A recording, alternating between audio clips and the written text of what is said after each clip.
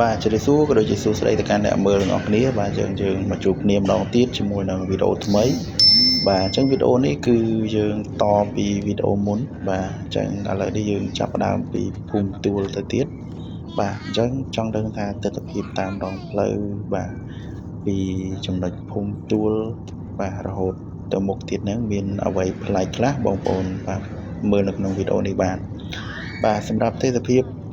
តាមដងផ្លូវនៅក្នុងតំបន់នេះវិញឃើញថាស្អាតបាទសងខាងផ្លូវដូចជាមិនមានសម្រាមអីប្រងព្រាតទេអញ្ចឹងអាចនិយាយបានថាអ្នកស្រុកភូមិម្ដុំនេះបាទគេចេះរៀបចំទុកដាក់សម្រាមតាមដងផ្លូវអីហ្នឹងមិនឲ្យញ៉ៃញ៉ៃអីពេញនឹងដូចតាមតំបន់ខ្លះទេអញ្ចឹងឃើញថាល្អមែនតើបាទអញ្ចឹងចំណុចនេះគឺកន្លែងផ្លូវកោងចំណុចភូមិទួលនឹងឯងបាទដែលហួសពីនេះទៅបន្តិចយើងឈានចូលទៅដល់ភូមិច្រកបាទអញ្ចឹងសម្រាប់ភូមិច្រកគឺជាភូមិមួយដែលមានប្រវត្តិជូរចត់ដែរតើតងទៅនឹងភូមិហ្នឹងគឺវាមានបាទសម្បូរច្រកសម្បូរអីចឹងទៅបាទមកដល់បច្ចុប្បន្ននេះគឺបាទសម្បូរច្រកដែរតែយើងច្រកនំបញ្ចុកបាទសម្បូរអ្នកធ្វើនំបញ្ចុកអញ្ចឹងឲ្យតែខែបុណ្យដាសាលានឬក៏កម្មវិធីបុណ្យធំដែលត្រូវការនំបញ្ចុកនំអីហ្នឹងគឺអាចកំងធ្វើបាននៅបាទទីតាំងភូមិច្រកនេះដែរបាទអញ្ចឹងឥឡូវនេះគឺ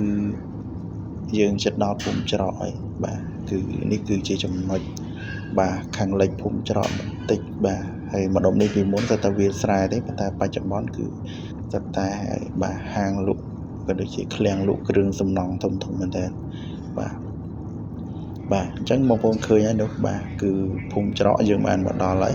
បាទហើយនៅភូមិច្រកនេះគឺយើងមានខ្លងទ្វារវត្តមួយហៅថាវត្តលងកបីបាទវត្តនេះគឺពេលដែលមានមុនទៀនសបាយគួរសមដែរបាទកាលពីតូចគឺខ្ញុំចូលចិត្តទៅលេងណាបាទអញ្ចឹងយើងបានមកដល់ភូមិច្រកហើយបងប្អូននេះគឺភូមិច្រកបាទអញ្ចឹងភូមិច្រកនៅតាមបណ្ដោយផ្លូវchứអត់សូវមានផ្ទះទេតែបើយើងក៏លេងមើលពីបាទចំហៀងខាងឆ្វេងបាទគឺសិតតែផ្ទះតែម្ដងហើយចូលទៅមាន 3-4 ជួរអញ្ចឹងទៅណាបាទគឺច្រើនហ្នឹងហើយអញ្ចឹងសម្រាប់វីដេអូនេះគឺយើងបន្តទៅមុខទៀតបាទដោយសារតែគោលដៅការធ្វើដំណើររបស់យើងនេះគឺវែងឆ្ងាយអញ្ចឹងខ្ញុំធ្វើវីដេអូជាភាគខ្លីៗដើម្បីឲ្យងាយស្រួលបងប្អូនមើលហើយម្យ៉ាងក៏ងាយស្រួលនៅក្នុងបាទការនិយាយរបស់ខ្ញុំផងដែរព្រោះកាលណាដែលនិយាយច្រើនទៅវាអាចធ្វើឲ្យយើងស្អកកនិយាយលែងបរោះលែងអីចឹងទៅបាទ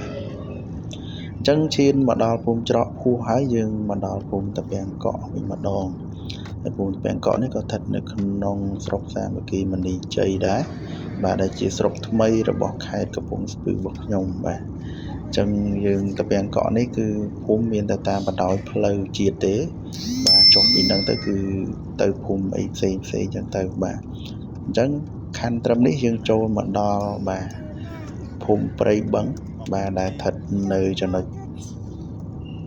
ក្រោមទំនប់ច័ន្ទថ្នាលតែម្ដងបាទចំហៀងខាងត្បូងណាបាទអញ្ចឹងចំហៀងខាងត្បូងគឺយើងមានវត្តព្រៃបឹងមួយបាទហើយក៏មានភូមិព្រៃបឹងនៅនឹងដែរបាទត្រឹមស្ពាននេះគឺចូលហើយបាទចូលភូមិព្រៃបឹងហ្នឹងឯងបាទហើយខាងស្ដាំដៃឃើញខ្លងទ្វារវត្តហ្នឹងគឺវត្តព្រៃបឹងហើយវត្តនេះក៏សប្បាយដែរដោយសារទីធ្លានៅនេះវាលហើយមានខ្យល់អាកាសស្លាស់ស្រួលហើយម្យ៉ាងមាននៅក្រោមទំនប់ក្រោមអីផងបើអញ្ចឹងទៅខ្យល់បក់មកទៅជាក់ស្រេបអញ្ចឹងទៅបាទអញ្ចឹងនេះយើងកំពុងតែបើកនៅលើទំនប់ច័ន្ទថ្នាលហើយឥឡូវនេះក៏លើទំនប់ហ្នឹងក៏មានភាពមិនសូវស្អាតដែរដោយសារតែឡានដឹកដីចេញពីដៅដីមកវាជ្រុះដីជ្រុះអីខ្លះអញ្ចឹងទៅណាអញ្ចឹងមានការហុយអីខ្លះអញ្ចឹងទៅបាទដោយតែបងប្អូនបានឃើញជាក់ស្ដែងហើយបាទអញ្ចឹងទិដ្ឋភាពនៅនេះគឺស្អាតហើយប៉ុន្តែ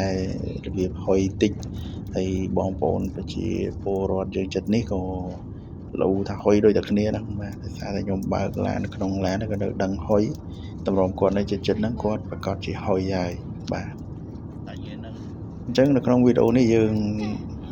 ធ្វើដំណើរបានមកដល់ចំណុចបាទទំនប់ច័ន្ទថ្នាលជាមើលគឺទំនប់ខាងត្បូងដោយសារតែទំនប់ច័ន្ទថ្នាលយើងមានទំនប់ខាងត្បូងហើយនិងទំនប់ខាងកើតបាទសម្រាប់ធ្វើដំណើរទៅក្រាំងជែកទៅអីណាបាទអញ្ចឹងយើងខណ្ឌចែកអញ្ចឹងហើយទៅដល់កន្លែងកែងខាងមុខហ្នឹងគឺយើងទៅដល់មានផ្លូវបត់ទៅក្រាំងជែកយើងបត់ឆ្វេងហ ហើយសម្រាប់យើងទៅខាងទីរួមខេត្តកំពង់ស្ពឺគឺយើងត្រូវបត់ស្ដាំបាទអញ្ចឹងការធ្វើដំណើរទៅកាន់បាទម៉ងរទ្ធីរបស់ខ្ញុំនេះគឺត្រូវឆ្លងកាត់ទីរួមខេត្តកំពង់ស្ពឺបាទអញ្ចឹងយើងត្រូវធ្វើដំណើរបត់ស្ដាំបាទហើយផ្លូវកន្លែងនេះក៏រៀងខូចច្រើនដែរដោយសារតែឡានដឹកដីធំបាទធ្វើដំណើររាល់ថ្ងៃទៅបាទធ្វើឲ្យខូចបាទផ្លូវយើងគួរសមបាទចង់ដឹងថាពីចន្ទនាទៅមុខបន្តទៀតឆ្លងកាត់អីខ្លះកុំភ្លេចតាមដានវីដេអូ